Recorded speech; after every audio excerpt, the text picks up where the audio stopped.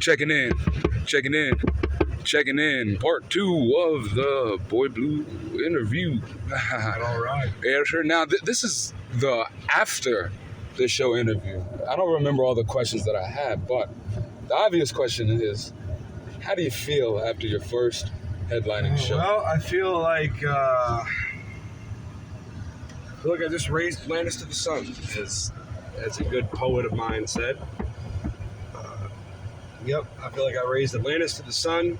I feel like I had an out-of-body experience. There were definitely moments where I was not in control of my body. And it's like, it's better than drugs, I'll tell you that. It's an insane, crazy experience, man. Intoxicating. It was. It's sexy. When they were all chanting one more song. Yeah. Like, you don't even know. Like, I was just like, oh my God, I want that again. Dude, I told you that you had to. I was like, especially if you're the headliner, bro, you have the right to play the longest set, man. I mean, the first dude, he was cool, but those songs took a long time. They took a really long time. Yeah. But like, bro, you could have done anything. Yeah. Any fucking thing, bro. You could have just fucking jammed it out, man, just to close it. I will say, I almost fucking puked. Really?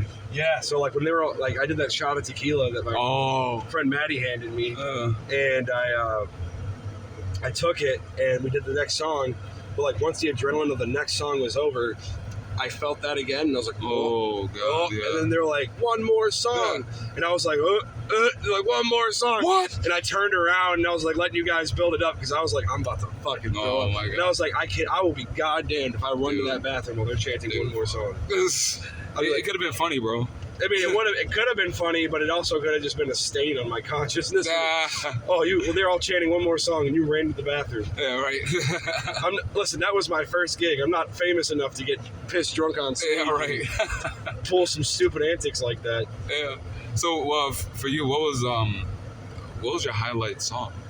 That one song, the "Why Do You Cry" song, that went insanely better than I thought it would, and like. If there was ever a moment I felt the spirit, it was like when I was hitting that why, and like I started doing that bend thing, like I started like getting down on my knees and stuff, and I was like, I don't think I've ever felt more saucier in my life than when I hit those like why, and I put my whole body into it and I bent it, why, like I felt all the anguish of that why, but it was like. It was in such a way that, like, it was like one of those things where it's just kind of like you feel all the emotions of the song you write in those moments because, like, everything is so high. And then all of a sudden, it's like you snap back into reality and you're able to take all those emotions that you felt when you wrote those songs and you're able to put them into, like, just raw power. It's almost like, dude, it's almost like putting fucking moonshine in a tank, in a gas tank. It's just like, boom, like you just fucking explode. Yeah. You're just ready to go, man. Yeah. And I will say, dude, like, it was cool. Also, it was cool as I heard him singing it too. I heard him singing it. Yeah, I heard that too. I thought I was tripping. Yeah. But no, they were, bro, that was cool, man. That was really cool. It's like, and that's a cool thing. It's like when the audience is more into your personal stuff rather than a cover. Yeah. Because that means, like, you wrote that, and these people, like, if they're singing it, bro, they're going to have it in their heads. And I know they felt it, too. Like that energy is so surreal, dude. That's something I've never felt before. It was, like, the energy of everyone giving it back to me. I remember, like, I wear the sunglasses because I close my eyes a lot, and I want it to be, a little more ambiguous so that if I close my eyes, at least it doesn't look like I'm doing it. And I remember there's a few moments where, like, I would, like, look out and I saw people dancing. I saw people tapping their feet. Yeah. Like I saw, there was this one girl, I didn't know her from Adam. She was like, dude, she was getting it. She was, like, dancing and going, like, oh, dude, yeah. I didn't see much because my hair's going. I'm making a cyclone. I was hoping I didn't run into you or anything. Cause I was hoping I didn't run into you. Dude, I was all over the place, bro. Dude, did you see it? Like, no, I caught glimpses. Like, I'm doing my thing, and I look to the left, and you're doing shit. I'm like, oh, fuck, and I do a spin move. And I'm like, oh, we just do a spin move at the same time. Dude, I did the old fashioned gospel like stamp, like the yeah, boy. Oh, dude, that's like, see, that's like the most surreal thing about it. If I were to say like, how do I feel after the show? Is Mojo. that the most surreal thing is that a lot of those body movements that I did, and you know me, you know how timid of like a person I am. Right. Like even now I feel like real timid and backwards just talking about it. But like, it was like, dude, immediately, it was like a moment where it was like, I hit that note and it was like, anxiety be damned. Everything that you think right now be damned. My body just had to move. Mm-hmm. Like it had, if it did not move, I would have exploded. Right. And I did that like little fucking like stomp and like that. Yeah. And like, dude, I just remember like each stomp, each like time I leaned into it, I felt like this power from outside of me, just like, yeah. And I was just like, oh, yeah. And like, dude, you know, like, man, it's crazy because like, again, I will puke off of tequila. Yeah. But that power was just so like surging through me so powerfully that it's like I overcame the fact that I was about to throw up on stage. Yeah. Like I literally like turned, like I remember the second, like I was like, I played the first note, I was like, it turned off and like I just felt it, man. And if there was anything I would change about that show tonight, it would be I would definitely work on pacing my energy. Though I do think like a high energy performance is like a beautiful experience to have because like people feed off of it. I also think that where I went wrong was I taxed myself very hard, especially in the last two songs. Right. I don't know. I definitely spent myself after a Bad Lullaby. Hey, no, but man, that's good because that's part of the euphoria that I experienced. I'm pretty sure a lot of people experience it, that when the music's going, kind of like the show must go on kind of deal. It's like, I got stuff going on. I got to pee. I got a cramp. My fingers hurt. I got a headache. I'm tired. I'm like, whatever, but the music's going.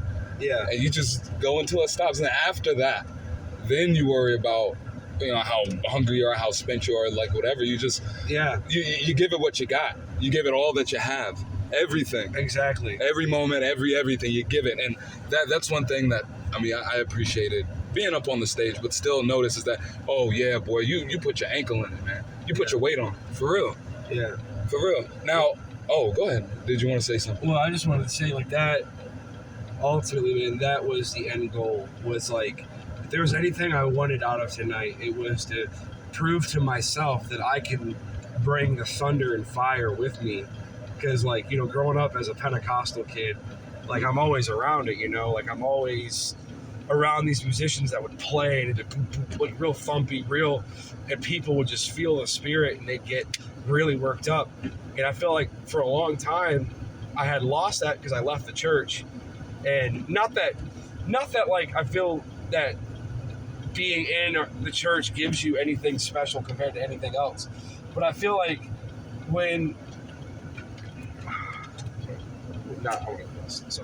I feel like when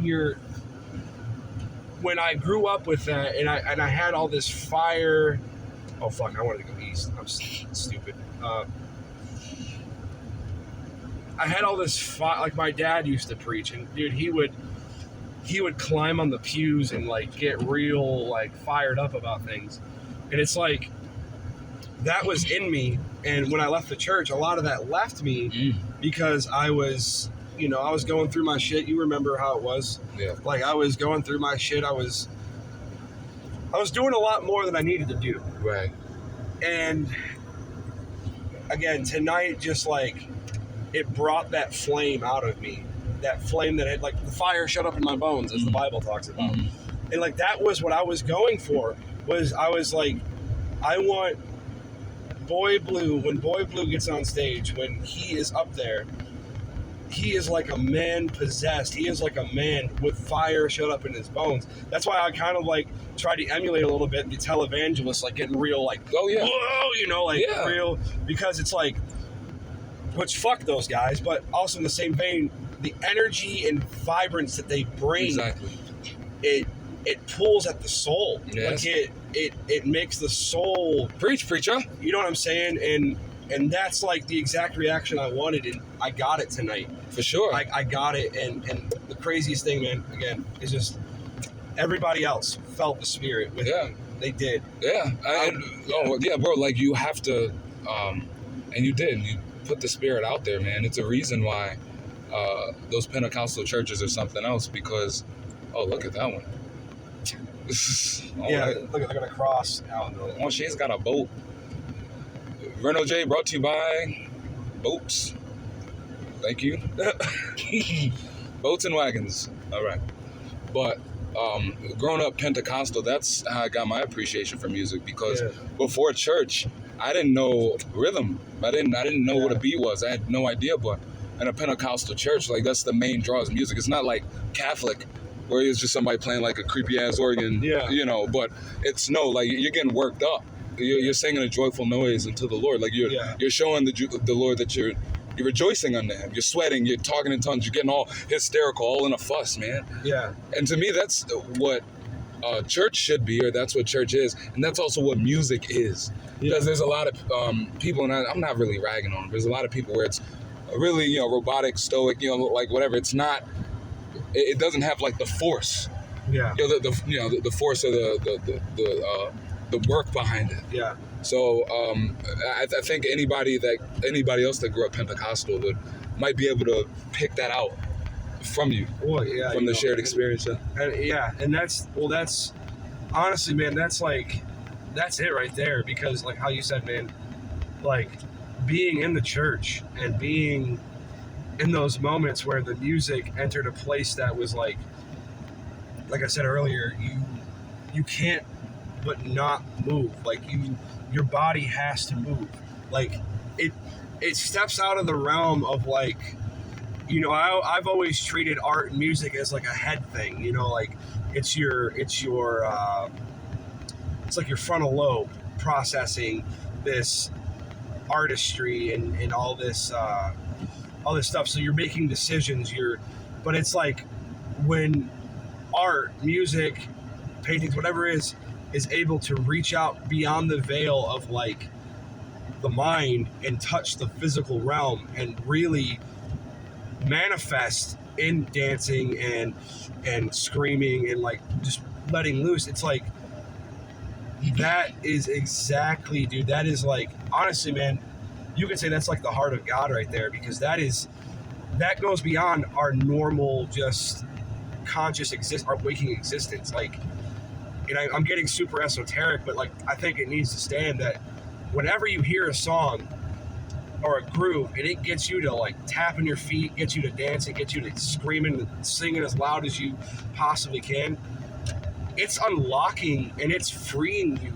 from everything that burdens you. Like you're really taking your cares, man, and you're just laying them down. And like, I don't know, man, it's a powerful thing, because it's like no other substance. And I know there are people who will probably be like, well, yeah, if you smoke this or you take that, you'll get the same experience. And like, don't get me wrong, yeah, psychedelics do it for you. But when you are just sober and the music moves you like that, like you are encountering something that's beyond anything you can do. Like, that's the wild thing about it. And that's kind of what I want to say is like, again, I'm a timid dude. I don't like to move a lot. I don't like to do a lot of things to stand out. But it was just like, where that came from was beyond me. And it's not something that I think I can recreate artificially. It's not like a headspace I can work into myself.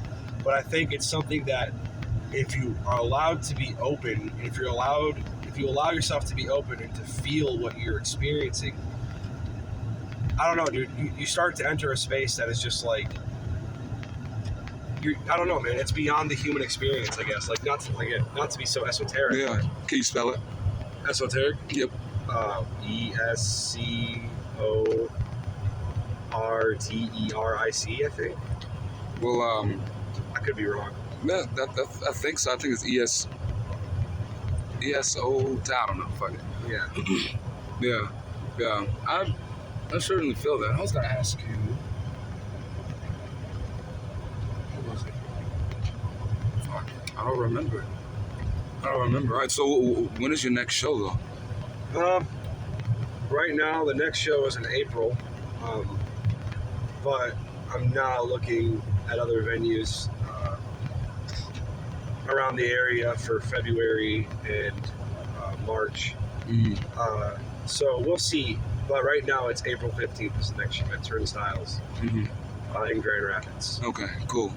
Well, I know that we look forward to seeing you there. Again, we're going to shout out another sponsor, Middle Twix. It's not right Twix. It's not left Twix. It's the middle. It's the middle Twix. It's the sweet end of for all the people who vote centrist. It's yes. the Twix for you. Yep, and also another sponsor, Jello Stuff. Fuck yellow stuff. Fuck yellow stuff. I also like to shout out another sponsor, Road Salt. Oh. If they were doing their fucking job, this road would be salted, and I wouldn't be feeling like I'm bobsledding at 70 miles an hour. I would like to let everybody know that the first part of the interview was done in the kitchen while doing dishes. Of course, that is how Boy Blue gets his mind together before he has to go ahead and play a show. He has to do menial chores to clear his mind and then get ready I'm to... still but a man made of flesh and bone. But of course. And then now we are driving in Grand Rapids snow. No idea how much is on the ground, but it is very inconvenient. It is. And this car does not manage it well. Yeah, so thank you, Road Salt. And Grand Rapids Public Services, thank you. Yeah, also a lesser known sponsor that's still of the same ilk as Road Salt is Beet Salt or Beet. You know, they put like beets like on the ground like sometimes when they don't have salt. It's like that acidic. I guess, I don't know. I've just heard it. It's like, oh, we're doing beets. That makes sense. You know, everything's going green now. So I'd like to thank Dr. Dre for that. Thank you. Okay. Also, one last shout out. I'd like to thank Verno Jay. Of course. And all the Verno Jay crew. So Matt Dietrich, who is the Verno Jay, Darian Pinkston, aka A Love Supreme, Mike Farringer, who is not here, Antonio Morelli, who is also not here. Not saying that pettily, like, I'm just saying. All right. Shouting out the whole Verno J crew. Bobby Hodgins, who is at my apartment right now. And, you know, everybody else associated with Verno J. Sonny Smiles and Zoe Madison. All phenomenal people, all facilitators of dreams. Without them, I would not be where I am. I would not be a Boy Blue. So, Mr. Blue. Thank you. Mr. Blue, we want to know, would you fuck to your music? No. Okay. I remember, well, no, that's a story for another time. Okay. Are we ever going to see you with more than 3 buttons down? Yeah, I believe once it gets warmer, or the venue is hot enough, then maybe the appropriate reaction would be to go 4 or 5 buttons. Of course. I felt tonight was a 3-button night. Yes. You know, don't want to oversell the confidence too hard. Yeah, of course. Now, I have a question. Now, you weren't here for this, but in a previous interview that we did with Verno Jay, I sat in with Darcy Nicole for the recording of her 3 songs EP. And Brad was there. He had a camera, and he did not ask to take pictures of my breasts. Now, I think that is wrong. Do you also share this sentiment that was wrong for him not to take a picture of my breasts? So he did not take a picture? He did not take a picture of my breasts. Well, you know, I think it's good that he acts professionally. I know that you're probably hurt by that. You do have amazing breasts. Thank you. But I feel like Brad is a professional, and, you know, they do it professionally. And I feel like, you know, maybe you'd have to pay him to do that. Maybe that's like a paid thing. I mean, you know, he might have tiers to his services. If y'all can't see it, but I'm getting a very dirty look right now. Okay, so a new sponsor right next to Jello Stuff is Fuck That. Okay. Fuck that. Well, I'm sorry. Well, as you should be. As you should be. So I know this is going on for a little while, but hey, I'm having a decent time. Yeah. How much how much of an escape has music been for you with considering any mental afflictions, any lapses in your self-confidence? How much does music take care of that for you? I feel like at the end of the day, when it's 4 a.m. and sober or fucked up, depending on where I'm at on the day, and I have no one to call, there's at least a guitar in my house, and I can speak my feelings on that. I feel like that's what music is to me. I mean, I know a lot of people say it's therapy and it's a generic answer, but at the same time, there's a reason why it's a generic answer. It's because it really is a therapeutic thing. And I'll just say this, that without music, I'd probably have a stable job. Oh, yeah. I'd probably save all my money. I'd probably make good choices. Yep. But also, without music, I feel like I live a very unsatisfied life. I feel like I would never say what I want to say. Right. And I would just be a man who never truly spoke his mind. Right. And now, if you put down music, would you pick up yellow stuff? No, fuck yellow stuff. No, thank you. I had to test you.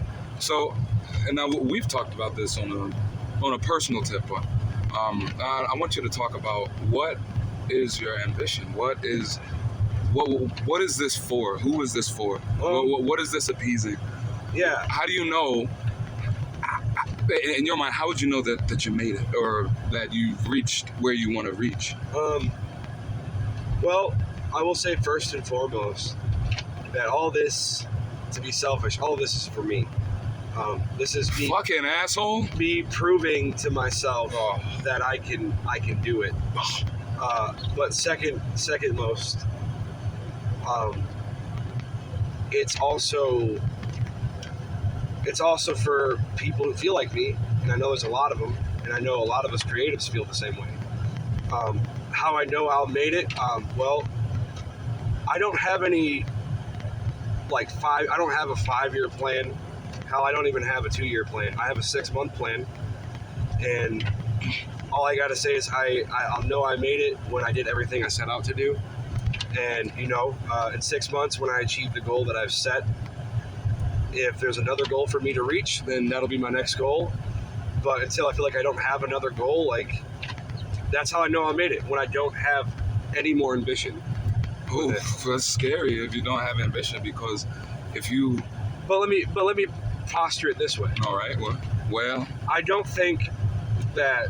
I think in a lot of cases, the lack of ambition is basically the death of anything. I think it's the death of just living a fulfilling life, because you should have ambition in everything you do. Mm-hmm. But I also feel like ambition is not always a one-track thing, nor is it a always set on one thing, I guess is what I'm trying to say. I feel like that the lifelong ambition that I do have is to do all that I set out to do. But the music ambition is just simply, like I said, to meet my goals, because I will say this, I'm a writer first before I'm anything else. And truthfully, I want to get to a place where I'm just writing, because that's what I like to do. I love tonight.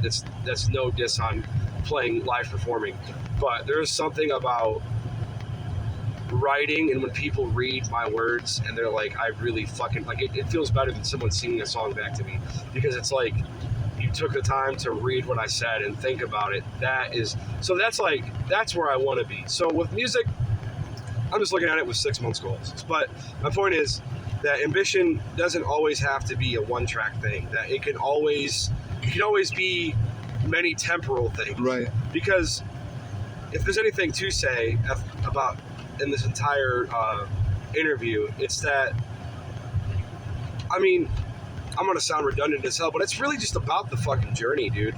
It's not about anything else. And I feel like it took me a long time to realize that you gotta climb the damn mountain to get to the mountaintop. And though I see everybody on these mountaintops and it looks cool and I want to be there, you still gotta fucking climb. Right. And it's like, so whatever that looks like to you, whatever your mountaintop is, pursue that.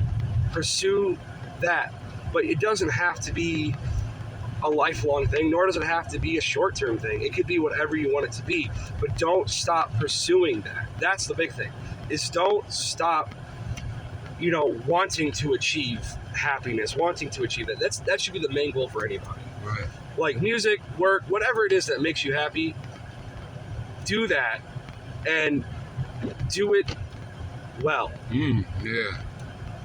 Like kind of like what you say, do the things and the stuff. Do the things and the stuff, man. Because, one day the things and the stuff, they're going to go.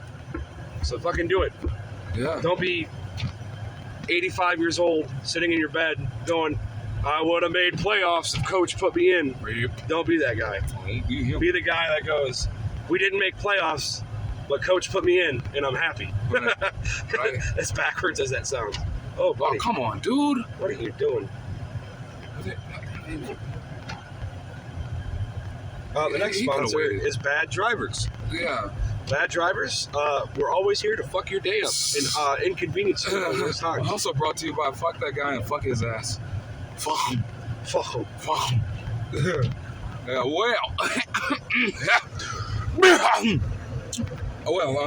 we've been talking for a while now. I would personally like to thank you for sitting down with Love Supreme and Verno Jay and conducting an interview. Check it out, man. I've been a fan of yours. I'm always a fan of yours. And I know that you have many fans. I'm not the only one that sees what you have, man. And I hope your never endings last forever. Even if you don't. I hope so, because you will continue to inspire me. You'll continue to inspire and light the fire under everybody else that's around. So from me to you, from Verno Jay to you, and from the people tonight to you, we love you, Boy Blue. My man. Thank you. And we out!